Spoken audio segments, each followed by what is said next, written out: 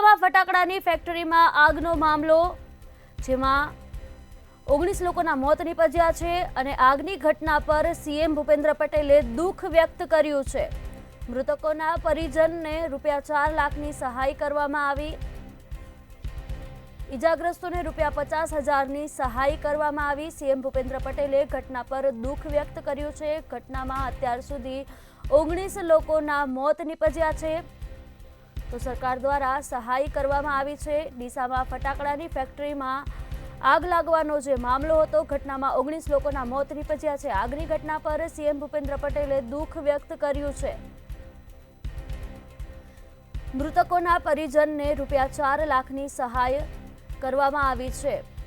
ઈજાગ્રસ્તોને ₹50,000ની સહાય કરવામાં આવી।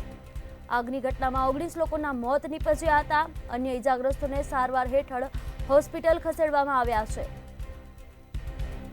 ડીસામાં ગેરકાયદે ચાલતી ફટાકડાની ફેક્ટરીમાં આગની ઘટના બની હતી।